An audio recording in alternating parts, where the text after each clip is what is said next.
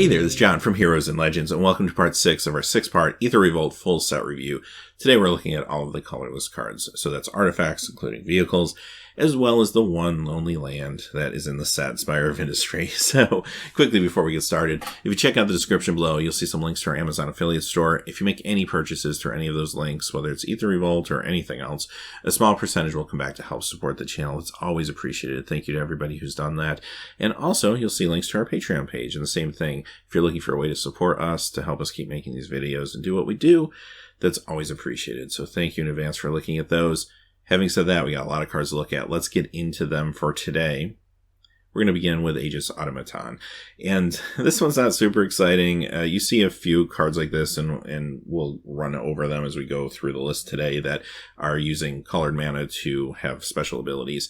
And most of them not super exciting. This one, honestly, not super exciting. It costs 2. The ability is kind of nice if you can get up to 5 mana eventually, including 1 white mana, because it does turn on Revolt, for example, but there's just so many better ways to turn on Revolt. I mean, even in Limited, you have things like Blink effects and Sack effects. You even have those in Standard, and if you want to go into Modern, you got Fetch lands, right? So, like, there's so many great ways to turn on Revolt that I'm not worried about this particular card, quite honestly. If I have some Revolt cards and maybe I'm playing a more slow control style deck and I really want to slow down the game, then this is maybe an okay 2-drop. But other than that archetype, which is very specific and limited, I'm going to steer clear of this one. Aether Spear Harvester. I really like this vehicle a lot, actually. This is great against aggro decks. Like, even if I'm boarding this in an aggro matchup, you're going to find some value here. It only costs 3, 1 to crew. It's a 3/5, so a real nice blocker. Gives you some energy when it enters the battlefield, and you can pay an energy to get lifelink, so you can maybe make up some of the life you lost early on, getting beat down by those 2 2s and 2 1s that you couldn't block in the first few turns.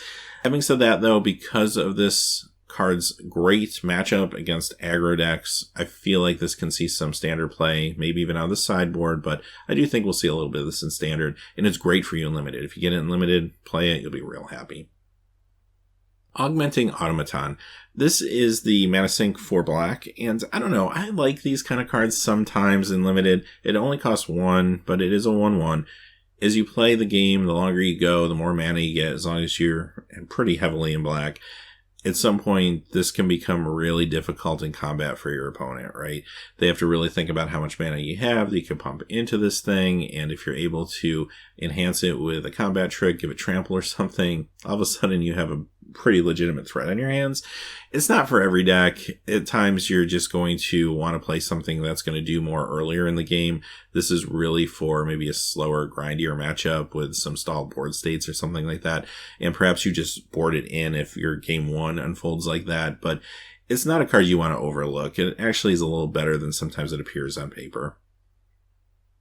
Barricade Breaker. Here's an improvised card, and first off, I will say I am curious to play with Improvise to just see how easy or hard it is to exploit that. I feel like it shouldn't be too hard to at least knock a couple points of the converted mana cost down with Improvise, and that usually is enough to make these cards at least worth playing in limited. And this is one of those cards. If I can get a couple servos like early on or something like that, and there are some cards that will do that for you, we're going to look at one a little bit later today, then maybe I play this thing on turn 5 or something like that. And yeah, 7/5 on turn 5 is pretty good, I think. It does have to attack every turn, which can be a drawback. It doesn't have trample, which feels weird. Maybe they just thought it was too powerful to put trample, considering it has improvise as well on here if you cheat this out real early. But I don't know, it's a juggernaut, 7/5. It feels like it wanted to have trample. So that feels weird to me. But at the same time, it's still very playable and limited. It's a fine card as long as you're confident enough in your ability to improvise relatively early on. Cogwork Assembler. This is a card that just misses the mark for me. I do like that it's an assembly worker, so do keep that in mind in case you do happen to draft a couple of the self-assemblers in your Kaladesh pack, because then all of a sudden this card does become much better, and you do want to take that into account. Creating a token that's a copy of target artifact that you exile at the end step is also really cool because it turns on Revolt, and that's a nice benefit. And copying the artifact could do a couple things. You could copy an artifact that you could sacrifice for value, or you could copy a creature to attack in for an attack if you have a really good artifact creature.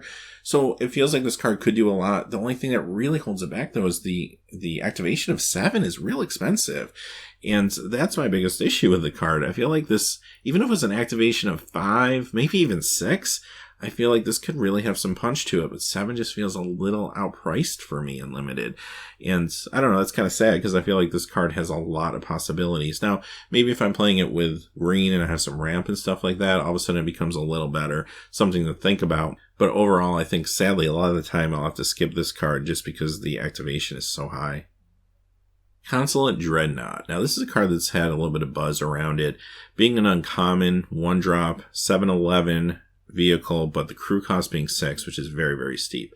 You look at this card face value, if you don't have any other tricks up your sleeve, I'm probably not playing this. I just think the crew cost is too much. By the time you get there, 7/11 with no evasion is just not good enough. It's going to be chump blocked by servos and stuff. Here's the deal, though.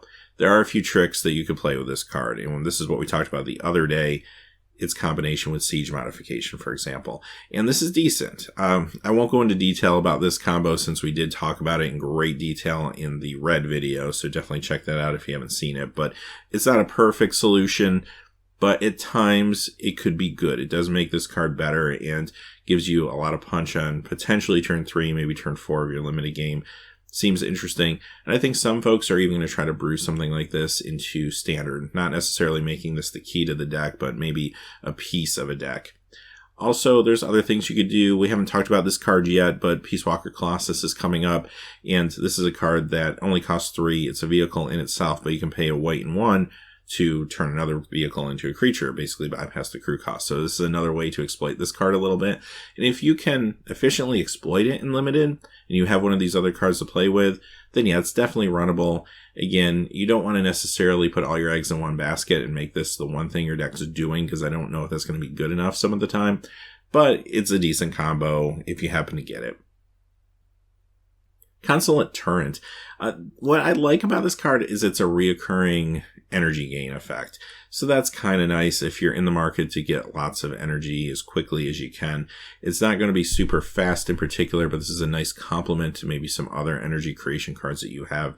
The second ability, paying 3 to do 2 to a player, will be relevant sometimes, but quite honestly, it's not super exciting. There's probably better things you can be doing with your energy. Again, run this if you need the energy. Other than that, you'll probably skip it. Crackdown Construct. Here's another card we mentioned briefly a few days ago when we were talking about combos that are in this set. And this is another card that has some crazy combo possibilities attached to it. One of which that we mentioned the other day was Wandering Fumarole. Basically, you take this with Wandering Fumarole and you can create yourself until end of turn one really, really big Crackdown Construct. The problem is it still has to somehow do its damage, and you do have to still work that out. But regardless, having that type of explosiveness could be very, very powerful. And there's a few different things you could do with that. On one hand, you could try to build a Jeskai deck that is running some other combos and use this as maybe a sub combo in that deck. That's a possibility that I know some folks have already started looking at. And with the really strong combos that are out there, I don't know, this could see some standard play. I think some folks may be able to, if they can crack the code on this, make it standard viable. If not, this is still a decent card for you unlimited. Paying 4 for 2/2 doesn't feel super exciting on paper. But the fact that you can grow this by using other activated abilities means that sometimes this could surprise your opponent a little bit, and even within combat, you might be able to do some interesting things and really make them think about the combat math, and that alone might be good enough to run this card. So this is definitely one to keep an eye on. Daredevil Dragster. Here's a card I really like for a aggro deck. It only costs 3. It does have crew 2, which is kind of nice because those aggro creatures, once they get outclassed, can go ahead and tap to crew this. And then you get yourself a 4/4. But here's what's really interesting. At the end of combat, whether it attacked or blocked, it gets a velocity counter. Once it gets the second one, you have to sacrifice it, but you draw 2 cards. So this does everything an aggro deck wants to do. First off, it beats in with a nice 4/4 body, kind of in the early to mid portion of the game, which is really nice. And then, once it's done that a couple times, it gets converted into a replacement card as well as an additional card. And that's what aggro really needs to keep going. So many times you play an aggro deck and just runs out of gas, and you get your opponent down to like 8, you just can't finish them off or what have you. This is a card that's going to allow you to keep the hits coming, and that's very, very important to that style of deck. Having said that, I think this will see standard play because of those reasons, and it's also really good and limited. Very happy to play it in both places. Filigree Crawler, this doesn't feel super economical. Again, a 2/2 for 4. However, when it dies, you do get a Thopter token, which isn't nothing. 1/1 flyer can be a good thing. I'm not running this in all my decks, but if I'm interested in maybe sacrificing this for another effect and getting additional value out of it, I'm going to look a lot harder at this card. So I'm probably in a black deck or a mostly black deck, something like that. But there's a lot of really good sack effects that you find in the black cards in both Colorless as well as Aether Revolt, so this plays well with those in limited. Foundry Assembler. Okay, first off, it's an assembly worker, so yay, another one to go along with Self-Assembler if you happen to go that route. But regardless, it has improvise. Paying 4 for a 3/3 seems fair enough in limited, like I'm fine with that. So as long as I can knock this down at least 1, I feel good. If I can knock it down 2, I feel even better. You probably don't want to run this card unless, of course, you have some self-assemblers or you are pretty confident you're going to be able to knock down a couple points of this casting costs early on in the game. If you can, then there's a lot of advantage to playing this card. It will be good in limited. Gotti's Aether Heart. This one's interesting. It's one of the mythics of the set. It's a legendary. It's a nice source of energy. I think it's really easy to overlook that. I mean, it costs 6. It's a little expensive. But when it comes into play, you get 2 energy counters, and then whenever another artifact enters the battlefield, you get 2 energy counters. That is actually a really good way to accumulate energy. Now, the more exciting part maybe of this card is the fact that you can pay 8 to Time Walk, but you do have to exile this when you do that. So no reoccurring it from your graveyard, anything like that, which is pretty standard nowadays for Time Walk effects. Having said that, I think this card will see play in some extent in standard at some point. Here's the deal. There's probably better outputs for your energy out there. I think Aetherworks Marvel is a great example of that. The real question, though, is this a one-of in a deck that is creating a lot of energy like an Aetherworks Marvel deck just because it gives you another option, just something different to do? And maybe it is. It's a little pricey, but at the same time, if you're just planning on running this out later in the game to get a quick advantage, you could find something there to do with this card. So I do think at some level it's going to see a little bit of standard play. If you do happen to get this in limited, it's definitely worth running. I think, yes, it's a little expensive at 6, but if you can time walk at some point, that can be a huge play. I mean, at worst, you're drawing a card and untapping your stuff. At best, you're getting in for a second big attack and you're winning the game, right? So I think it's worth the gamble there. And if you have another payout for the energy, you can even use this card to exploit that a little bit too, which is kind of cool. When you get out of standard and you start thinking about modern and stuff like that, there's just better ways to take extra turns. Like, I don't think this is going to show up in the extra turn deck anytime soon or anything like that. There's just other tools out there. This could be fun in Commander, though. If maybe you're playing an energy Commander deck, you could get a little bit of utility out of the card there. Heart of Kirin. This is kind of the centerpiece vehicle for this set, the mythic one, and it's a 4/4 for 2 with Flying Vigilance, only crew 3, but I guess the uniqueness of this particular one is the fact that a Planeswalker can use a loyalty counter to crew the vehicle. So, a big hit from a flavor point of view, right? You got a Planeswalker driving the vehicle. It's kind of cool. The vehicle itself is, good enough. It costs 2, crew 3. That's fine for 4/4 Flying Vigilance, so it's kind of the Sarah Angel type creature when it comes to life. I do think it will see a little bit of fringe standard play here and there. I think it's good enough to get there to that degree. Great free and limited, though. Very, very happy to play this as a limited card. Hope of Ghirapur. Okay, this one's kind of a fun card because when this was first spoiled, my initial impression was, well, it's kind of cool they made a legendary Thopter. Too bad it doesn't do anything good. But times have changed because we got to see the rest of the set since then. And it appears that combo is definitely a thing that Wizards of the Coast is comfortable pushing a little bit into the world of Aether Revolt and Colorless. So having said that, there's actually some very powerful and intriguing interactions between some of the cards that are coming out. And because of that, the stock in this card will definitely go up a little bit since I originally saw it. Now, let's talk about limited first. Unless you're really lucky to luck into one of these combos in your draft or your sealed environment, you're probably not going to play this card. It's not going to do quite enough for you. In Standard, however, there are some interesting implications. If you are going to try to build a combo deck, and a lot of folks are already brewing stuff out there, one of the things you got to think about is protecting your combo. And this card does, even if it's not one of the best cards we've seen in the history of Magic at doing it, does to some degree try to get in there and protect that combo. So imagine this, for example. Here's one of the combos that's getting a lot of buzz right now, Saheeli Rai and Felidar Guardian. These cards together basically create a Splinter Twin combo that, if you're lucky enough, you pull off on turn 4. That's pretty powerful, right, for Standard. So imagine you play the Thopter on turn 1 or turn 2, you get Saheeli out on turn 3, you want to get that Felidar Guardian out on turn 4, but your opponent's got all their land untapped and you're worried about a counterspell, something like that's going to mess up your day. And that's when the Thopter comes in handy. As long as they can't block it, if you can get in there with that 1/1, it does its damage, you sacrifice it, and now they can't respond with a counterspell to your playing of Felidar Guardian. And there you go, that's game, you did it.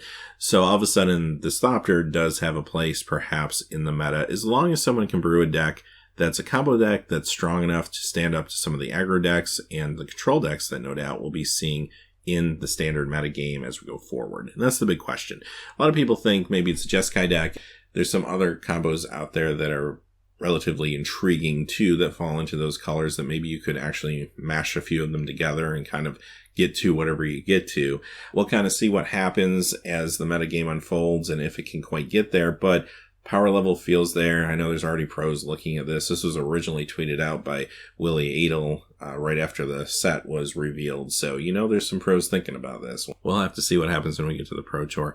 And one thing, too, I don't want to fail to mention as well, the Thopter itself, when it does hit your opponent, you do have to sacrifice it to make the effect happen, which also could potentially turn on Revolt. And that's another thing that could come into play at times with that particular card.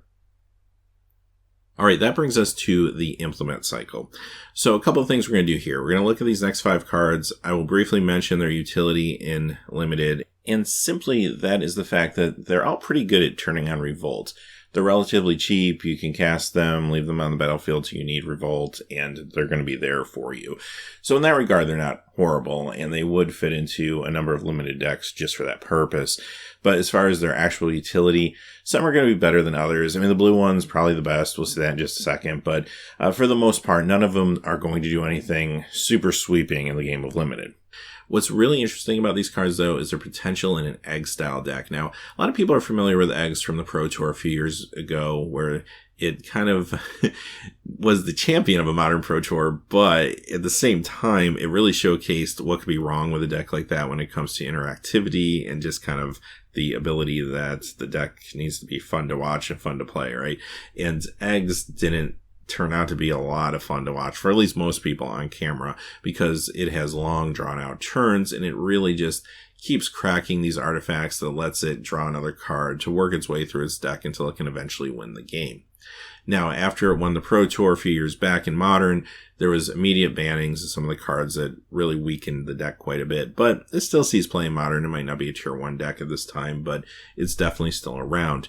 Having said that, the whole idea of eggs decks are taking cheap artifacts that you can easily get rid of and sacrifice that allow you to draw into more cards and keep your deck moving. And that's what all these implements do, which makes me feel like there's a possibility anyway, and we're going to look at a few other cards today that would support it as well, that an eggs deck might be possible in Standard, believe it or not, with the tools they've given you here, and that's really intriguing. Also, there's some cards here that might help the Modern eggs deck along too. That's another thing you don't want to overlook. So having said that, let's look at implemented combustion. Again, if eggs can become a thing, this could be viable just because it's a 1 casting cost card. Keep that in mind for later. Some of these cheaper casting costs are going to be very important. As far as Limited goes, paying a red to do a damage and then having the card replace itself, not very exciting. It only hits players. If this hit creatures, I would say, you know what, this probably isn't too bad in Limited because there's some 1 toughness creatures that are very, very good out there, but unfortunately, that's not the case with this card.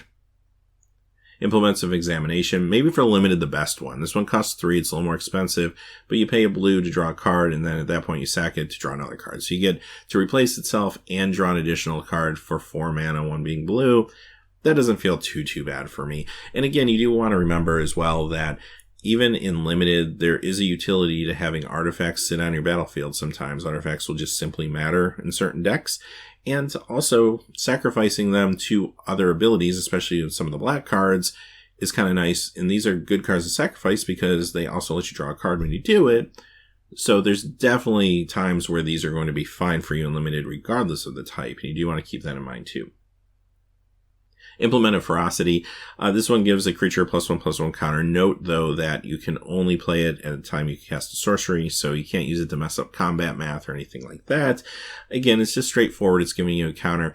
When it comes to limited, though, there are times the +1/+1 counters matter, and if you're pretty deep into that strategy, then this actually could be a good card to run for you, even in limited. And like the others, another good card for a potential egg-style deck. Implements of Improvement. This one not as exciting and limited. You gain 2 life, but again, at least it's 1 casting cost. And finally, Implements of Malice. This one may be another intriguing one for a constructed deck, considering it does force an opponent to discard a card. Imagine this being repeated. That could get kind of crazy, and at the same time, you're drawing a card. So there's actually some decent card advantage off this card. Again, not an amazing card in limited necessarily, but there are times it'll be okay to run. Now, don't forget about these cards. In a little bit, we're going to call back to them and talk about some implications they may have with some other cards, too. Inspiring Statuary. This one, very interesting. Only costs 3, gives all non-artifact spells you have Improvise. I really think the tools are in place for a potential standard deck, and maybe this is in conjunction with Eggs, but almost like a quote-unquote Infinity style deck. And if that can get there in the meta, then I do think this card could see play in one of those decks. They gave us a lot of pieces in Kaladesh. There's more pieces now in this set. And yeah, you're basically in situations where you can play free artifacts. You can tap your existing artifacts to get more artifacts out. It gets really interesting. There's also a lot of interesting recursion where an artifact can go to the graveyard and you can either get it back or get another artifact back. There's just a lot of juggling you can potentially do, which means there's at least a possibility that a deck like that could break through. As far as limited goes, this is a cool card in limited. I'd be happy to play it as long as, again, I have the artifacts to back it up and I feel like it's going to make a difference. But do think of it this way, too. This is an artifact, so you play this for 3, it almost becomes a mana rock if at worst, right? So that's actually not too bad in limited. Iron Tread Crusher. This is an okay common vehicle. This is one of those vehicles that if you have a lot of creatures that play well with vehicles and you really are desperate to get one more vehicle into your deck and you're just looking for something that's serviceable, this is it. It's serviceable. It costs 4, crew 3, 6/6. Like, it's not exciting, but it's okay if you're looking for something like that. Lifecrafter's Bestiary. Okay, this one's really interesting to me. Let's talk about the downside quickly first, because there's a small downside. Green decks, they don't always want to play an artifact on turn 3 that's not going to do anything for them immediately. They want to play creatures, they want to trample over you, that type of thing. Okay, we get that. But let's say we do play this on turn 3. Now, from this point forward, as long as this exists, I get to scry 1 on every upkeep. And on top of that, whenever I play a creature spell, if I have an extra green mana to pay, I draw a card. That actually feels very, very strong to me. And here's the deal with this card. If your opponent doesn't answer this, this is game winning. They're going to get buried in card advantage. And to some inexperienced players, this card's going to look a little innocuous. They might not realize how good this card is and that this is actually the card that's beating them and not the creatures that are beating them down. But it's really this card that's allowing you to enable what your deck's doing. I feel like this may have tested very powerfully. And here's my thought on this. This feels like it should be part of a cycle, right? Like, this is the green one and we should get one for each color and they all should be awesome. But we only got one. So maybe this is a cycle. Maybe this is something we're going to be seeing over the course of the next 5 sets where these are slowly unfolded. But another clue is look at the art. The art's a little bit of a callback to some of the more contemporary Moxen art, right? Where you have the hand holding the Mox and so on and so forth. Here you have a hand holding this artifact. You got kind of a nice little green background, like a green-esque background with animals and a field, which really calls out to the whole idea of green, which actually is a cool idea from an artistic point of view as opposed to just showing somebody holding an artifact. And I kind of wonder if this is part of a future cycle that is being spread out because its power level tested really, really high. I don't know. I guess we'll get to play with it and kind of feel it out and see how it feels, but I feel like this card has tons of potential. I'd want to play this in Modern and try it out there at least. I want to play this in Standard and try it out there. I think it could be really good in the right Standard deck. If you have a green deck that's looking for some card advantage and stuff like that, it could be real strong. And in Limited, I'm very happy to play it if I'm in green too. As a matter of fact, even if I'm not in green, just scrying 1 is sometimes worth it. I wouldn't be opposed to playing it there. So, very interesting card. One to definitely keep an eye on. Merchant's Dockhand. This one's interesting. I want this card to be good. I really do, but I just feel like it's asking so much of me. I mean, it only costs 1 to cast. It's a little fragile. It's a 1/2. But then I have to pay a blue and 3, tap this, and then I can start tapping other untapped artifacts to dig through my deck and take the best card out of what I see and put it in my hand. I like that part. I mean, I like digging through my deck and finding the best card out of what I see, but to see a card, I have to tap another artifact. This one doesn't even count towards that cost. So that's just a little painful for me. I mean, not to say I would never run this in Limited. There's times where if I'm in a blue deck and I feel like this could be relevant for my deck where I'm really trying to dig to find 1 or 2 big bombs, maybe I play it, but I don't know if I'm super happy about it. It is a rare, so it must have not tested horribly badly, but it does feel like maybe it was too powerful and they watered it down a little bit. I do want to try it in Limited, but I don't know, it doesn't feel super great to me. Metallic Mimic. This one I really like a lot. Now, tribal decks, always fun for casual players. A lot of times in Commander, you can put together a really amazing Commander tribal deck. This will be awesome in those type of environments. However, this card goes beyond that, far beyond that. As far as Limited goes, we'll talk about that first. This card is definitely playable. Even if you have maybe 4 or 5 targets that are the same creature type, I feel like you're going to get enough value from this card in a case like that, considering it only costs 2 mana. That's definitely worth running. And there is an Aetherborn Lord out there. In draft, there's some interesting potential to have a Aetherborn deck, maybe if you get real lucky. But even regardless, even a few targets makes this card worthwhile, I think.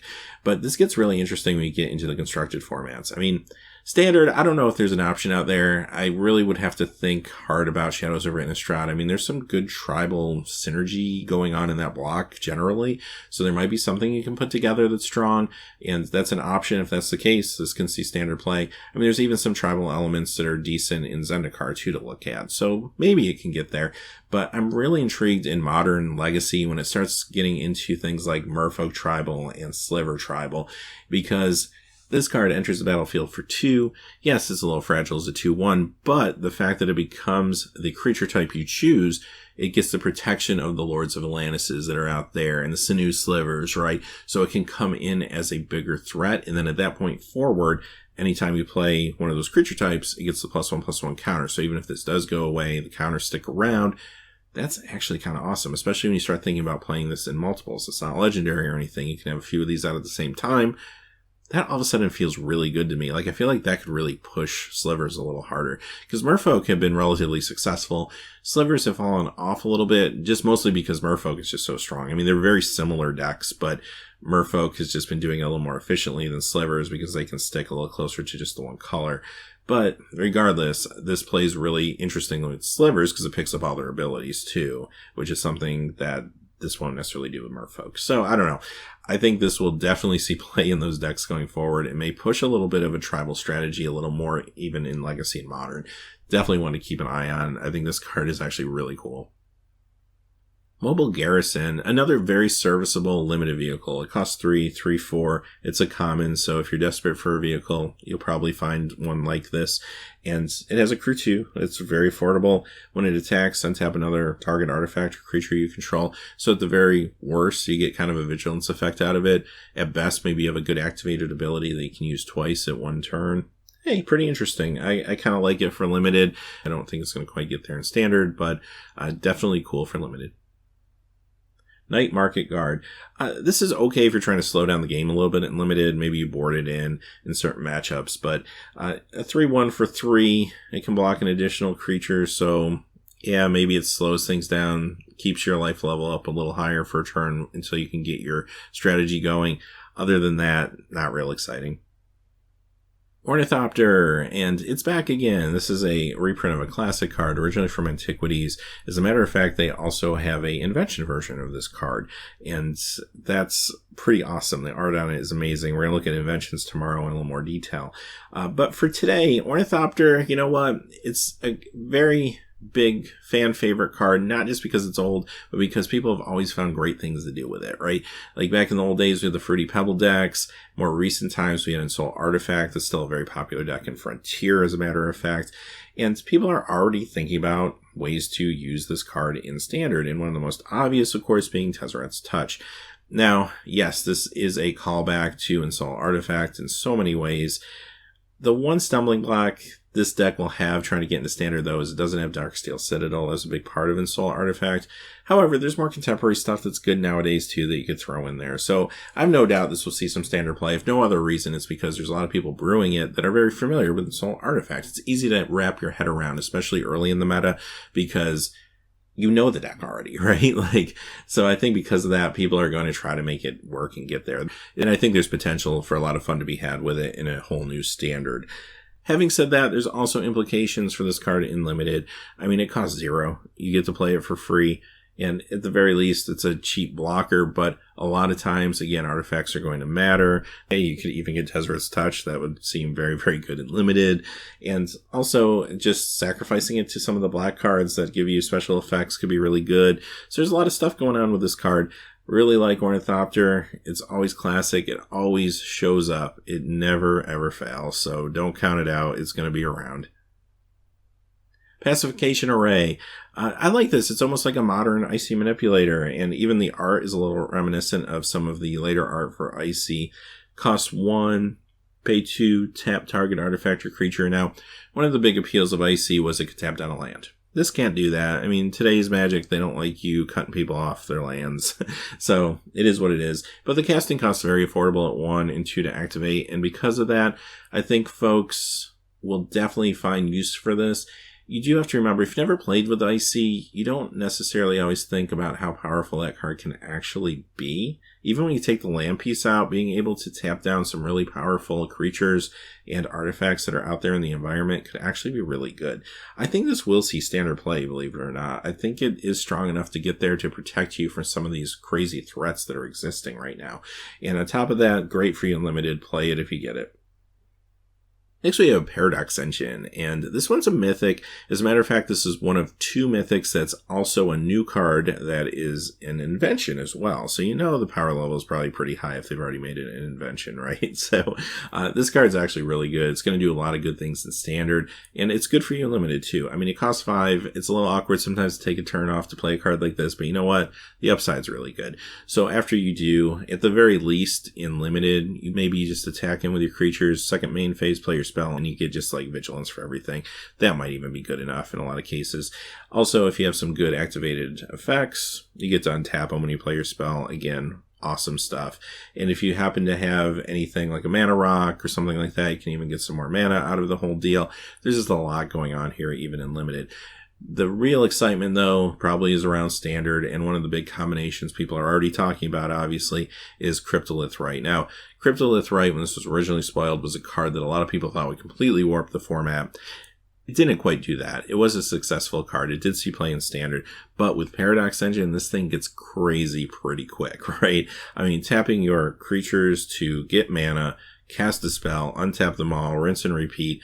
This can get insane as long as you have the card draw to back it up. And there's a lot of good, relatively cheap card draw spells out there that you can use to power this. This is a deck that will definitely be a part of Standard sooner than later. A couple other cards that work really well in this style of deck. One thought is Aetherflux Reservoir. Even if you're not trying to get to 50 life, I mean, just playing extra spells, you can start garnering a lot of advantage with your life as you go forward. That's actually pretty interesting. And from a more aggressive point of view, cards like Reckless Bushwhacker, this can be played for the surge cost. Then it gives all your stuff haste and +1/+0, which is pretty awesome when you think about it. So yes, this will be a thing in Standard. The deck's already really coming together well. I expect to see this the first week at the Star City Games Open once the set comes out. So definitely something to watch for. Some other implications. I mean, some people have thought about Modern. I don't know about Modern. I mean, the 5 casting cost for me feels a little tight in Modern right now, especially with the speed of that format. I have no doubt someone will figure something out for it, though. I mean, the card just is really good, but I feel like it might be a tad slow for what you're trying to do in Modern. Commander, though, I'm all aboard the Commander train with this card, and I'm thinking of things like Captain Sisay, for example. What's nice about her, maybe she's your commander, you play her on turn 4, and she can actually search up the Paradox engine, so you can guarantee that you can get it pretty quickly. Really like that. So a lot of good possibilities, obviously, in Commander. Probably a lot of crazy broken things you can do there. Peacewalker Colossus. So we talked about this one earlier, and I don't know if I have too much to add about it. Obviously, yes, it combos great with counsel and dreadknot, and that could be a thing that we see at least in limited play and standard. And this costs 3. It's a 6/6, crew 4. And even if you ignore the other ability, it's a serviceable vehicle in limited. Like, I would play this again if I'm looking for a vehicle, but that ability really puts it over the top. Being able to basically bypass the crew cost of other things makes it super playable in limited as long as you have a good target or two for it, but also is the reason you're going to see it in standard, right? And even if it's not trying to do anything crazy broken, just sprinkling 1 or 2 of these in a vehicles deck just to have it available to you could be interesting. So I do think it will see standard play, and very good for you in limited. Becomes really good if you got a good target. Planar Bridge. Okay, so here's the second new mythic that is also an invention, so you know the power level is pretty high here. Let's talk about limited first. Good card if you can get there. I mean, it costs 6 and 8 to activate. That's not going to be easy to pull off, and most decks aren't going to be able to do it. If you have a lot of ramp and maybe a lot of ways to slow down in the early game, it might be worth trying to get there because the payoff is real good. But quite honestly, I think most of the time it's going to be too expensive for you in limited. As far as standard goes, this will see standard play. It's a little expensive to activate, sure, but the payoff is so good. It makes you really want to figure it out, right? And we're just talking about the Paradox engine decks perhaps being able to create a lot of mana. Maybe it fits into a deck like that and just is able to search up your best cards and your win conditions. That could actually be kind of awesome. Another place where this could be a very legitimate card is also in Modern in the Urzatron deck. What's positive about that idea is the fact that Urzatron decks usually have a little bit of a flex position. There's usually a couple slots that people try different cards and they kind of come and go. So it's really easy to fit 1 or 2 planar bridges into an Urzatron deck and kind of experiment and see how it goes. There's cards you're always going to want to use, like a lot of decks still using Ugin, but definitely Karn. And if you're using planar bridge, you're probably going to use Oblivion Stone over All Is Dust. So that might be another tweak you need to make. But if you can get your Urzatron out, then yes, you can cast this. But here's the awkward part. If you do get stuck simply just having the Urzatron, then you got 7 mana, but it costs 8 to activate. And you know there's going to be a moment in time where you're going to be like, oh, I can't even do anything this turn. Go ahead because I'm short of mana. And that feels a little strange to me, but granted, if you can get past that, and that's going to happen, you know, a percentage of the time, let's face it. But if you can get past that problem, then yeah, this card's awesome. I mean, imagine every turn being able to tutor for Karn or Ugin or an Oblivion Stone. I mean, that gets pretty crazy pretty quick, right? So this card is potentially a powerhouse there. It's one to watch for sure. It just depends on how efficient it can be in the long run, I think, with that deck. So a lot of things you can do with this. I mean, obviously, I haven't mentioned it, but Commander being a huge one, you can do some crazy awesome stuff in Commander with this card, and I think this card will see tons of play there too. So a lot of utility with this card. You'll see it in numerous places. Prizefighter Construct. Not super excited about this one. I mean, paying 5 for a 6/2, it's going to trade down most of the time.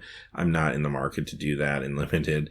If you're really desperate for a 5-drop creature, it exists, but not too much more I can say about it. Renegade Map, again, decent limited mana fixing. It's a little slow. It only costs 1. It comes into play tapped.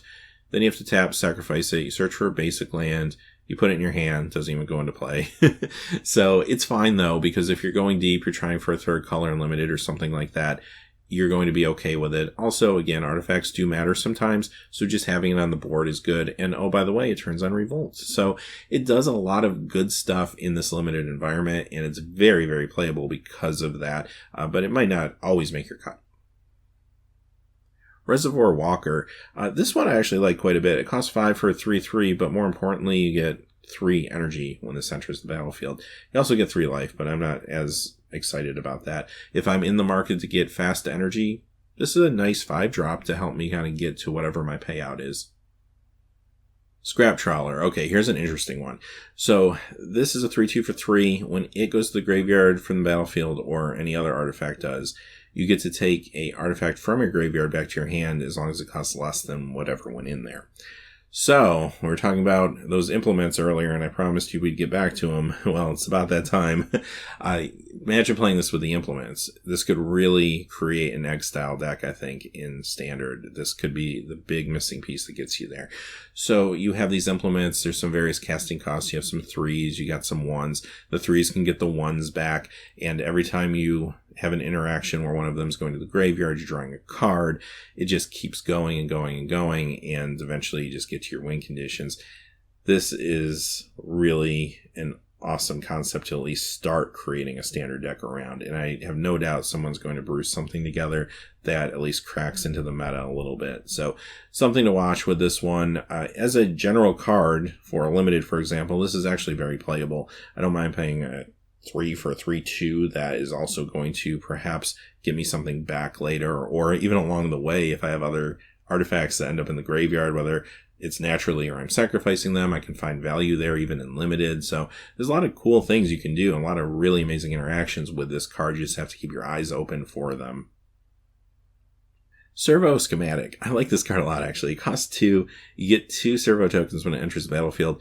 And then later on, if you can sacrifice it to something, you get to get 2 more when it goes to the graveyard. So it's a total of 4 1/1 servo tokens for 2 mana. Mathematically, that's just good magic right there. And on top of it, they do so much more. You can use them for improvise. You can sacrifice them for other effects. They count for artifact matter stuff that could be in play. Just a lot happening, and this card just enables all of that. And it's at uncommon, so there'll be a fair amount of these going around in a draft. You can really use this to increase the power level of some of your other cards that you have in your deck. So this is going to be a great limited card. I don't know exactly if there's going to be a deck that quite gets there in Standard that's running servos and orthopter tokens or something like that. But if there is, this card could be a part of that deck. Treasure Keeper, another really good card here. This one costs 4. It's a 3/3. A lot of people comparing this to Bloodbraid Elf, and there are some similarities. There's some differences. It costs 4 generic, which is nice, where Bloodbraid obviously is a green, a red, and 2. Bloodbraid, though, has haste, which is really important. One of the reasons why it's as good as it is. Now, this is a 3/3, however, not a 3/2, so that extra toughness keeps it alive and out of shock range, which is pretty cool. But when it comes to getting the free spell, you get that right away with Bloodbraid. This time around, this has to die. So if it gets exiled, you don't get it. But if it dies, then yes, you will get a free spell out of it. Having said all that, the card's still excellent. And yes, maybe it's not quite Bloodbraid, but I think it's really, really good, especially considering you can pay generic mana and work it into basically any deck you want.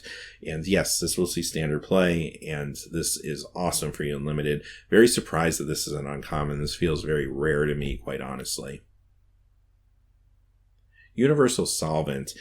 This is a nice limited card if you're really desperate for an answer. You're paying for it. I mean, it costs 1 to put into play, which is kind of nice because then you can use it for some of your maybe artifacts matter stuff, or in a pinch you needed to sacrifice an artifact for some reason. It's really cheap to do that.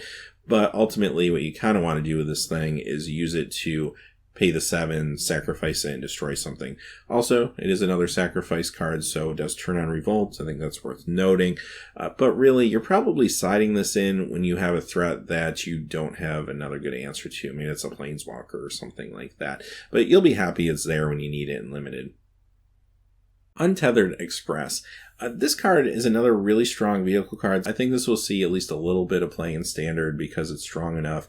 The casting cost of 4, right on the cusp of where you want it to be for Standard play, but for 4, you get yourself a 4/4 with Trample, and oh, by the way, when it attacks, it gives a +1/+1 counter, so it's actually attacking it as a 5/5 the first time, and the crew's only 1. Super efficient card, and if you get this in limited, play it, you're going to be really happy with it.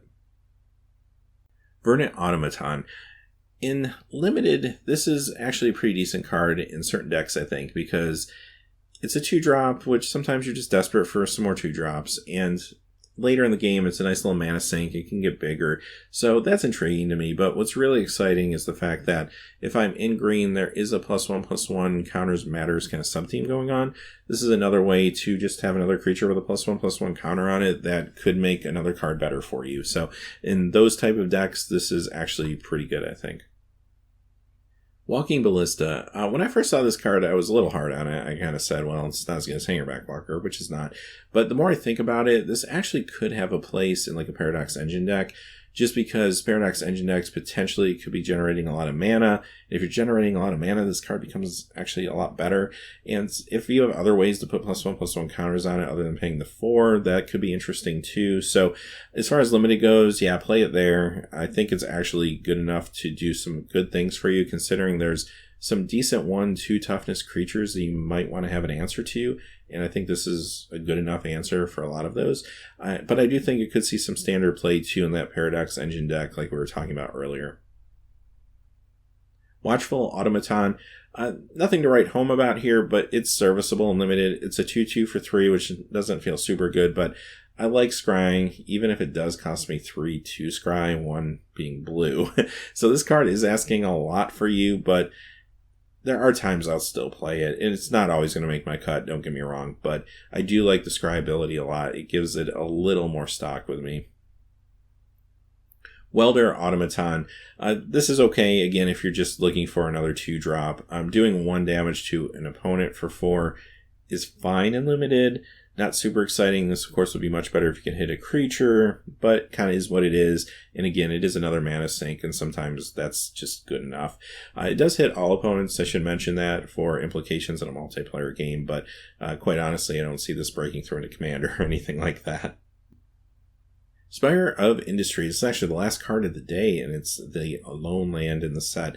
And it's a cross between like Glimmer Void and Pain Lands, and I think it's actually pretty interesting. Now, it won't see play in Modern because you have cards like Glimmer Void, but I do think this will see standard play because there are going to be decks that will appreciate the fact that this will consistently help them fix mana when they need to fix their mana. Right now we have Aetherworks Hub that's actually been very successful in Standard, and there's a lot of decks where that's probably good enough. They just don't need to fix their mana much more than maybe the first few turns, and then they're okay. But other decks want to go deeper, and especially considering this exists now, other decks have the ability maybe to go deeper, and you'll see ones that will want to run something that can fix their mana for a longer period of time, and that's where this will come into play. As far as limited goes, if you're going to go a little bit deeper, maybe into a 3rd color, and you happen to have this card, this will be good for you there too. Having said that, those are all the cards for Aether Revolt. We made it, we got there, so this looks like an incredible set. I'm really excited for it. I've been talking about this throughout all of the videos, of course, but amazing uncommons, some incredible commons in the set. We're bringing back combo, we're bringing back control to standard potentially. I mean, that's pretty incredible. I think this also will continue the great limited environment that we saw from Kaladesh. Very excited to get my hands on these cards and play with them. So, now that we've wrapped up the set review, tomorrow we're going to be back with one more video to talk about the pre-release. And it's a pre-release primer. If you've never watched that type of video on the channel before, they are maybe geared a little more to new players who've never gone to a pre-release before and don't know what to expect or what to bring, that type of thing. We'll go over all that, but we're also going to talk about the inventions briefly too. So if you want to hear my thoughts on some of the inventions, that will be in the next video. So until next time, hey, thanks for watching. Please remember to like and subscribe, and have a great day. Hey, thanks as always for watching. This video is made possible by the generous support of viewers like you on Patreon. Check out the description below for links to our Patreon page as well as our Amazon affiliate store, where a small percentage of all sales will also help support the channel. Finally, if you haven't had a chance yet to subscribe, hit that subscribe button so you don't miss any new videos on Heroes and Legends. Talk to you again soon, and have a great day.